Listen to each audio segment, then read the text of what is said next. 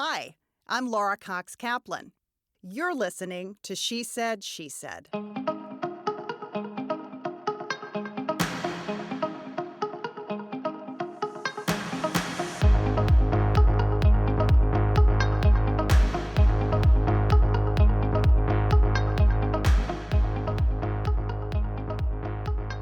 What inspires us to make a difference is often deeply personal and directly linked to our experiences. Something resonates with us on a deeper level, and it drives us to help and to invest in others. Siobhan Howard Davenport embodies this mindset and this spirit. She is the executive director of Crittenton Services, where she helps create opportunities for vulnerable girls in the Washington, D.C. area.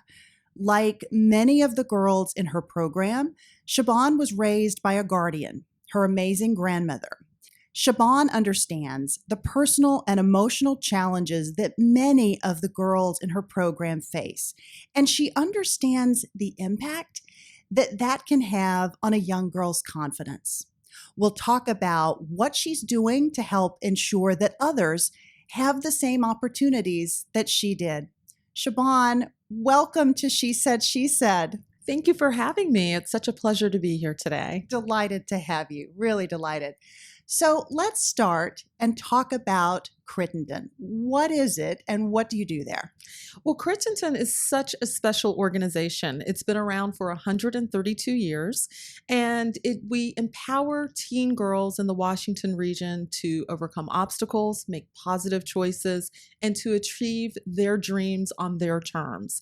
So we have 300 girls in the district, 300 girls in Montgomery County from 6th through 12th grades, and each and every girl is valued as an individual. I like to say our secret sauce are our program leaders who create these sacred sister circles. The groups meet weekly throughout the school year. So as the group builds trust with one another, they build trust with the leader. We have definitely a structured curriculum that we take the girls through. It's social emotional learning, trauma informed, positive youth development.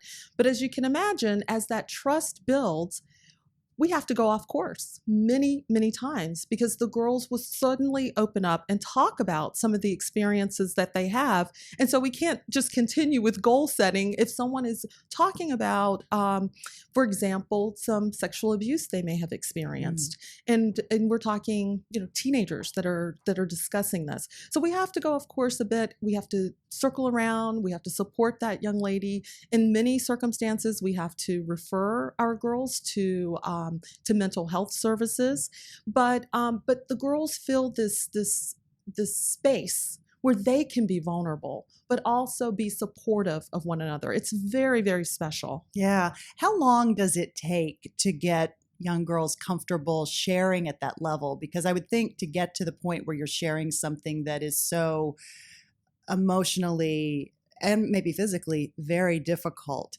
how long does it take for them to get to that level of comfort? It really varies by group. The premise of the program is that the program leader spends the first 4 to 6 weeks really forming that group.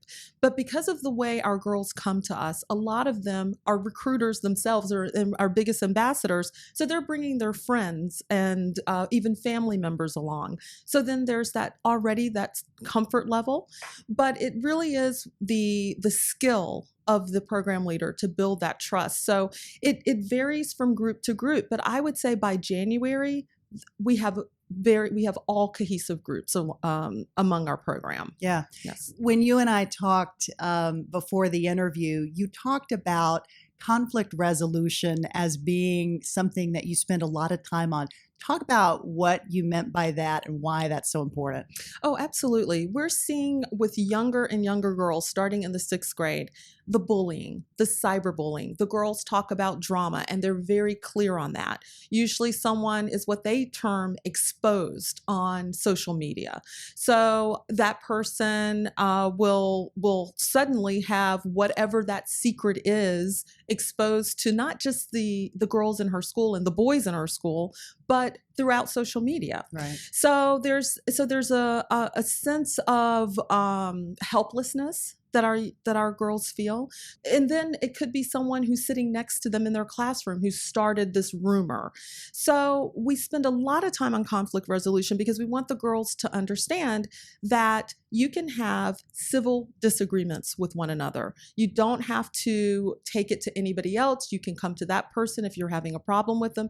And we give them concrete ways in which they can communicate. A lot of our girls will tell us, the drama starts on social media, then it becomes face to face, and then it's a physical fight. So we try to help them before it becomes on social media. But if we can't get to that point, we want to help them to resolve it in a positive way before it becomes a physical altercation. Yeah. Do you have any stories that you can share about sort of diffusing situations or sort of stopping things before they happen? The stories never cease to amaze us. So in 6th grade, we had one of our young teen girls who was exposed on social media by a boy in her class. So we're talking about 12-year-olds. And when you say exposed, you mean? He actually was messaging her and asking for nude pictures. And he was using the words, "I love you." Then it became, "I will harm myself if you don't do it." He was telling everybody what was going on, showing pictures to others in his class. And so the way we had to diffuse that is that the young lady finally shared this with the program leader because she was being tormented. Right. And so we had to get involved. We had to get the principal involved. We had to get counselors involved. His parents were involved. Her parents were involved. So in order to diffuse that situation, they had to separate them in class because they did share one class together. And then we had to let the school handle it, but then circle this young lady with the support she needed to process this whole situation. So when I say that we keep seeing these trauma behaviors younger and younger, this just happened this fall to a 12-year-old girl. And here we are in the movement of the Me Too, empowerment of women, speaking out against sexual harassment. We have very famous men who are now being taken to task, and it's just not something we expected to have to address with 12-year-olds. Yeah. Do you find with so much attention on the topic that young girls are more inclined to come forward or say, "I think something happened," or "I think maybe this is wrong"? I mean, at 12, it can be very confusing. Absolutely. And embarrassing. Right. I think we're having more conversations within the group about what is a healthy relationship. That's a very strong component of our curriculum. And we talk about things, verbal abuse, as well as sexual abuse.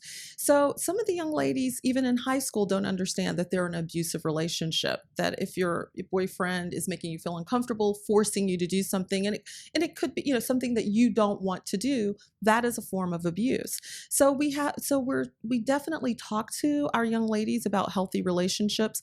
I think once they understand that they could potentially be in an abusive relationship, or someone they know is in an abusive relationship, yes, then they're more apt to come forward. But a lot of times, because we're talking about adolescents, their brains are still developing. They don't even understand what abuse really looks like. Can you talk a bit more about the core components of the program? You talk about helping them understand what a good relationship is versus a relationship that's not a good relationship. What are some of the other components that you're focusing on? Oh, certainly. Well, first of all, we're trauma informed. So we come at the program with the sense that we meet each girl where they are, and we are non-judgmental of each and every girl. So we're program leaders are trained to see the signs of trauma. So it's social emotional learning, which experts have said this is the keys to success in school and within the workforce. And that's part of that conflict resolution, empowerment of standing up for yourself, and not just yourself, for other people. So we talk about all of that, but we are a sexual reproductive health program as well. So we want the girls to understand their body and body parts and what is healthy. We're because we're not non-judgmental, we believe in giving the girls all the information that they need to make informed decisions. And I'll give you an example. We had a class of juniors. Okay. So we're talking 17, 18-year-old girls who did not understand that if they thought if they went into a pool, chlorine, went swimming after they had had sex, then they couldn't get pregnant. And it was just embedded. And it wasn't just one girl. I mean, they're sharing information with one another. So we feel as though we have to provide them with factual information. And that's part of the trust. They know that they can come to their program leader, come to our organization and get the facts. And what we're finding is that we do have a small number of young ladies that are pregnant or parenting teens, about 5%. So we have not had any secondary pregnancies, nor have we had any primary pregnancies as well, because now the girls understand the information that's out there, and then their ability to say no. Yeah. Right. And have that power and we'll see it because we do pre-test and post-test. We do focus groups as well. We have 10 years of data, and the girls will start off saying that essentially I may have felt forced to do something that I did not want to do, to by the end of the program or end of that program year saying, I'm delaying having any type of sexual relationship because I have goals now. I want to go to college. I want a career, and I want to wait to start a family until I am ready mentally and emotionally ready to have a family. Right. I mean, that's a huge testament to your success. Another element of your success, which we had talked about before, is that I believe you said 100% of the girls that go through the program complete high school. Yes. And then go on to something else, different variations in terms of what that is. But talk a little bit about that other element of your story. Absolutely. We're extremely proud of the fact that we are intentionally in schools and communities where our program can make a big impact. And we're in schools where there's a 55% graduation rate and 100% of our girls do graduate. Wow. And the other statistic behind that is that 90% of our young ladies will continue their education in some form, whether it's a 4-year, 2-year program or a workforce development program.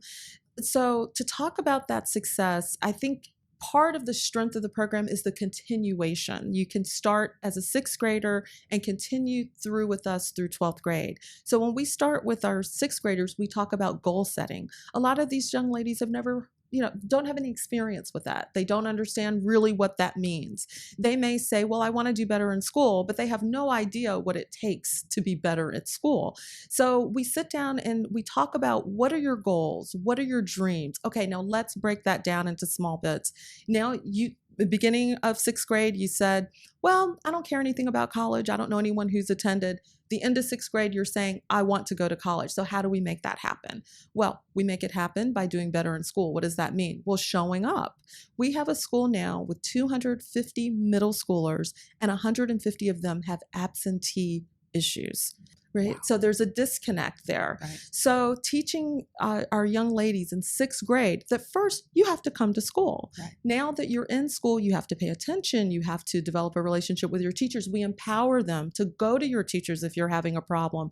And I think that's universal with youth that, oh, I don't understand. I'm embarrassed. I don't want to take it to my teacher. Well, that's the person that you need to seek out and get that extra help. So we put together a plan. We empower our young ladies. With 6th graders in particular and 7th graders, we do different play scene scenarios for them so that they can, I'll be the teacher. So you come to me and, oh, excuse me, Miss Davenport, I have a question. Yes, what is your question? So we do that role play so that they can, they can work this out. Okay, what's the worst case scenario? The teacher tells you they don't have any time for you. What's the best case scenario? The teacher is very pleased that you took the initiative to come to them to get extra help. So it's very important part of the program for our young ladies, teaching them that we can have a big goal, but it's the small actionable steps that make the difference. Yeah. Talk about the impact on confidence and how you see that evolve from the time that they come into the program, sort of going through these exercises. What do you see? we see a tremendous amount of confidence. I feel like the proud mama of 600 teen girls. So I have a wonderful story to share. One of our board members, who actually is the president of the Hispanic Heritage Foundation, invited us to their youth award ceremony. So we brought a young lady with us who is currently in the 10th grade, and she started with us last year in 9th grade. Shy, sweet, but not the kind of person who was just going to walk into a room and command it. Well, this young lady saw some of her local council members from Montgomery. She was from Montgomery County. Went over to them, talked to them about the issues that were going on in her school, the solutions that she had. Can I talk to you further? Can I get your business card? And so her program leader and myself were standing over to the side, and we're just looking at each other and smiling. Just look at this young lady. And so she came to me and said, we have a leadership academy that we do every year. And she said, I would like to attend the Leadership Academy. I said, I expect to see you there. So it's just a proud moment when you can see that shift in the young ladies when they finally understand that their voices matter and people are listening to what they have to say. Your own story is really powerful, and I know it informs a lot of what you do here. Can you share with us a bit? I know you've written very openly and in a very vulnerable way about how you grew up. Talk about how that informs your work at Crittenton. Well, first I'll share that it's extremely difficult for anyone to be vulnerable, but I took a writing class. It was a fictional class. And just to give you a little bit of background, I was born to two teen parents who were unwed, and my paternal grandmother, which is a bit unusual, adopted me and raised me as her own child. So I knew both of my parents, but my grandmother was Mama. I grew up in North Carolina, so it's a Southern term of endearment. And so my mother passed away. She was killed in a car accident when I was 10 years old. And my father was in and out of my life because remember, I'm living, with his mother. Yeah. He just had emotional, mental issues, addiction issues, couldn't hold a job. So he was always in and out of my life in a negative way, really. It was my grandmother rescuing him from whatever situation he found himself. So when I was 14, I actually went to boarding school, and 2 months later, he moved into my home. And it was a shock that he would be there when I would come home for vacations and for the summer. To say that I was resentful is probably just a tip of the iceberg of how I felt. And then in my weekly phone calls home, my grandmother would tell me whatever it was he was doing. So, I would be upset for her. Like, oh, why is he here? Why is he disrupting everything? So this continued on. When I was an adult, I made a decision I wasn't going to talk to my father anymore. And it was when my grandmother was dying, and I called him to let him know how dire the situation was. And he asked me, well, are you going to sell her house? And I was confused. So I said, what are you talking about? And he said, well, I really could use the money from my share of the house. So at that moment, I said, I can't do this anymore with him. I've tried, but this is a person that I just can't have in my life any longer. So I didn't speak to him for 13 years. And during that time, I took a creative writing class, and it was my turn to distribute a story. And I had spent so much time reading everyone else's story, I hadn't written anything. So I actually found out through one of my father's friends, and on Facebook, they messengered me and said, hey, could you please call? And I did, and found out that he had passed away. And it hit me in a way that I never thought it would. I really mourned his loss and mourned the lost opportunity to connect with him on a deeper level. So I wrote about it, but I wrote it as a fictional piece because I never talked about my father. Ever. Even with my children who are very small, and they would say, Mom, what about your dad? Where's our grandfather? And I would just say, oh, he's not here. Wow. Yeah, it was very painful for me to talk about it. So I decided to write about our story because I thought it would be therapeutic for me. And I shared it with the class, and I just made it clear this is a strictly a fictional piece. So we used to submit on a Friday night, and our classes met Tuesday. So Saturday, I get this email from one of my classmates, and we were extremely diverse group in ages, nationalities, race, etc. And so here is a young guy who had nothing to do with me. I'm a married woman with 2 children, and he's young and from Spain. And he said, I couldn't wait until Tuesday. I had to tell you that I love this story and how impactful it is to me. So that Tuesday, everyone who was critiquing my story kept saying, oh, this seems so real. We love it. This is, where was your inspiration? And I just said, oh, just from different friends. And because I just wasn't ready to reveal that it was actually my story. So in writing about that and feeling so vulnerable about it, my teacher said to me, I would love for this to be a novel. I really want to hear more from this protagonist and her struggle with this, difficult relationship with her father. So I kept trying to write, but I couldn't, because I had not processed or really healed. So I kept trying. And eventually what ended up happening was that I finally found peace with my father. And it was because I had to write him a letter, and I had to share with him just how his actions or lack of actions, how much it impacted me, and how much I had wanted a relationship with him and was denied that relationship, and that I really hoped he found peace. And a lot of it, I have to talk about my faith as well. Yeah. I had to use my faith to really forgive him and accept the fact that he just couldn't be the father that I wanted him to be. Yeah. So in doing that, I began to talk more about my father, learning that other people may have had similar situations. Maybe it was a mother, maybe it was a father.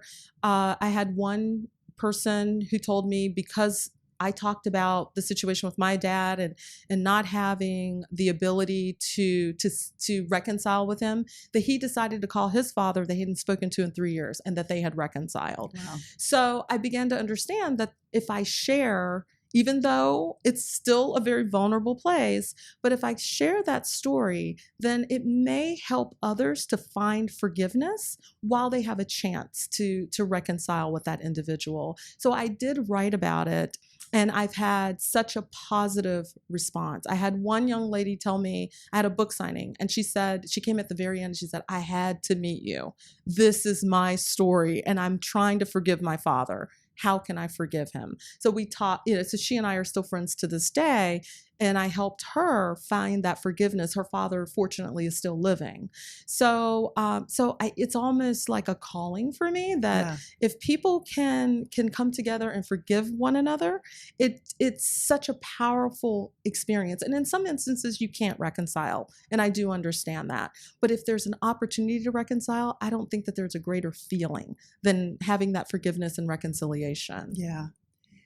How much did your personal story sort of inspire you to take on the role that you have, and how much of your personal story can you use in helping the young women in the program? Oh, absolutely. I think my personal story has a huge impact on why I'm in the position that I'm in today, leading this organization. I often say that my grandmother was my program leader, and I'm a Crittenton girl. That she was my trusted adult. She empowered me. She helped me to believe that my dreams, my goals, could, with hard work, I could achieve. So I'm the first person on her line. She has 5 siblings. So for her, she didn't attend college. My father didn't graduate from high school. So I'm the first in that family line to have a graduate degree. When I look back on it, it's because she helped instill that in me. It wasn't a matter of, will you go to college? It was, okay, what college are you attending? Right. So when I think about our program and the similarities of how I grew up, I understand how these young ladies feel.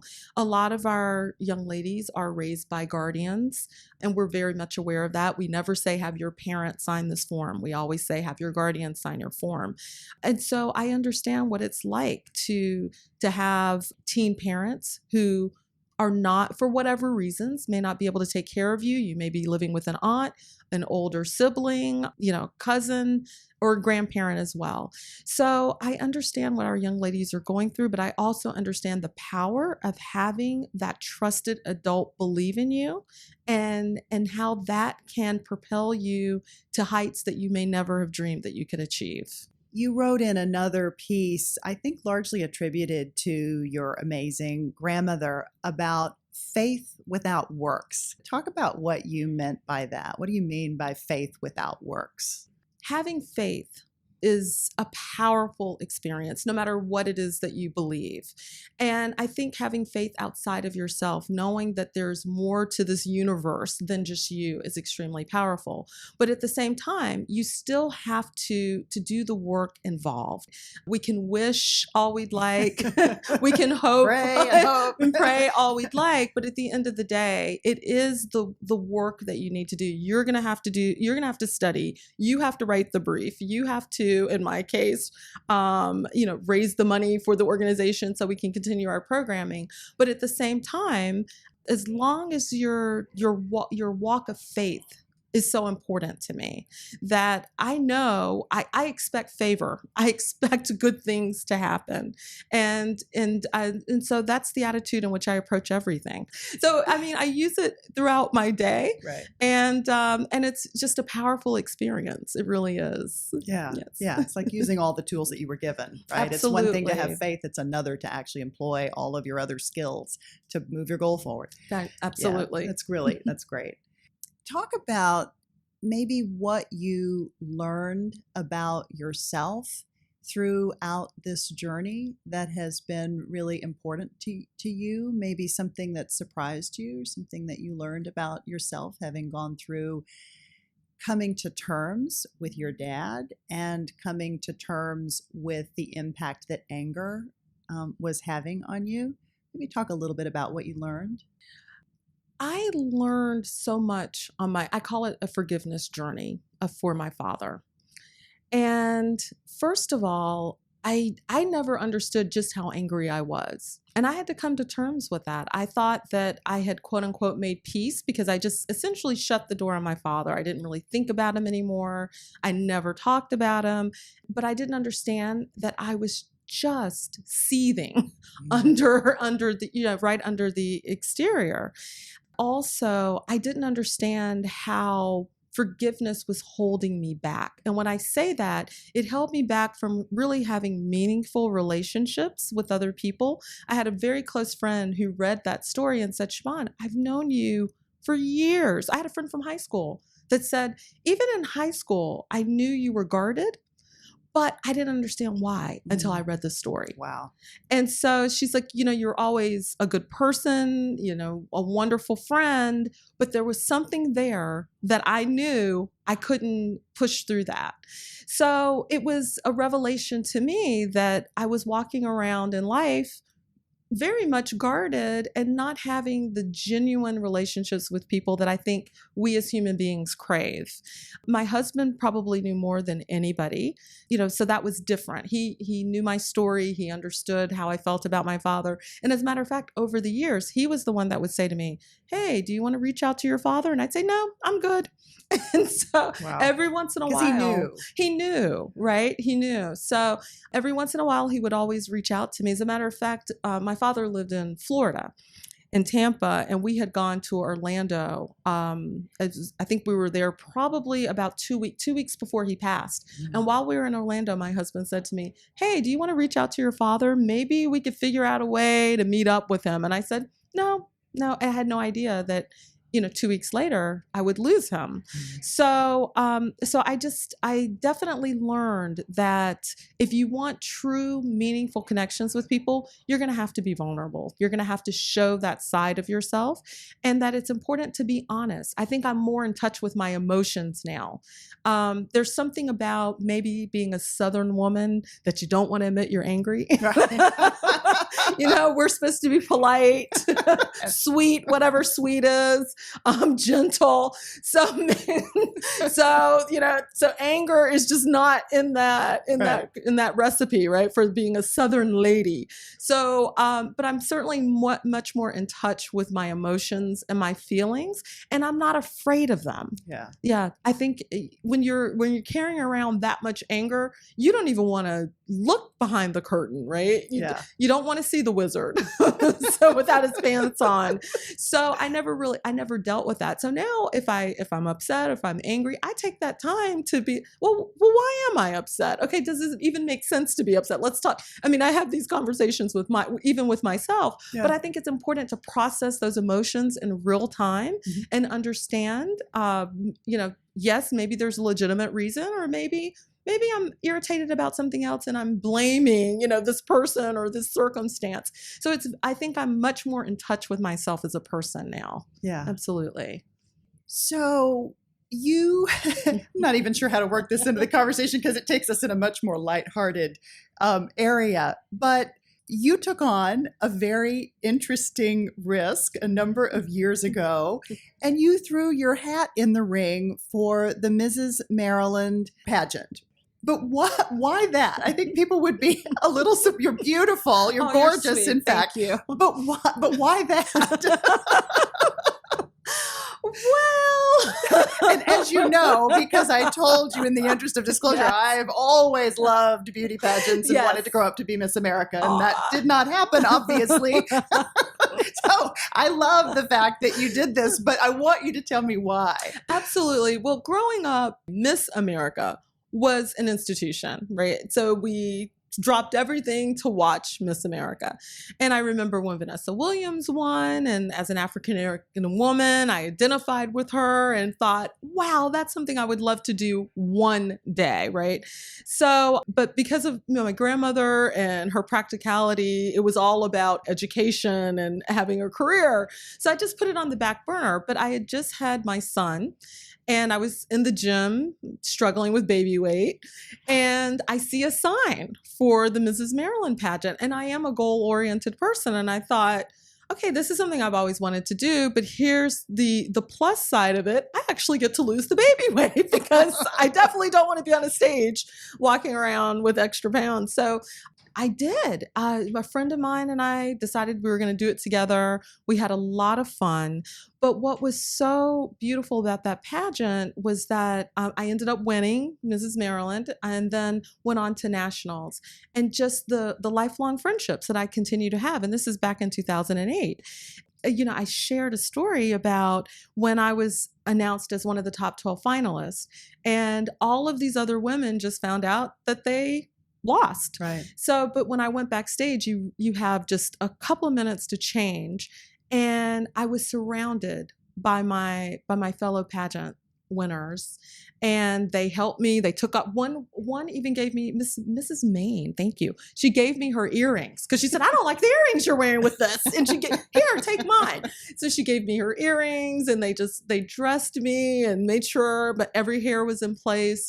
So just to see that type of camaraderie, and these are all professional women. We had a professor, there were lawyers, there was doctors, mothers. My roommate, Mrs. Utah, that we're friends to this day, had 7 children and looked incredible. So, and I'm sorry, it was Miss Idaho, pardon me. And we really bonded over that shared experience. So it was something I would certainly recommend to other women, that if you missed that time for Miss America, because I think the cutoff is 26, that there's still hope. There is a Mrs. America pageant that you can fulfill your dreams.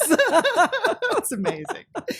So when you think about the impact that you hope to have on Crittenton and the impact that your story is having on others, talk a little bit about what you hope that will be.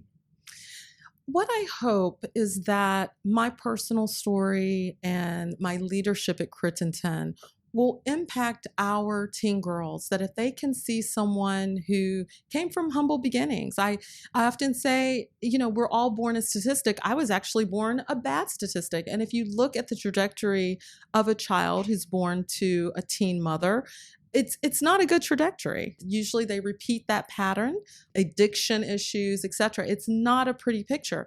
So I like to say that it doesn't matter where you start in life. What matters is that you believe in yourself and your dreams. The harder you work, the luckier you are. I love to say that as well. And to show them that it's possible, not just to see someone, because I think in society we can look at a very successful person and think, wow, I wish I could be Oprah Winfrey, but we have no idea, exactly what she did to reach the heights of success.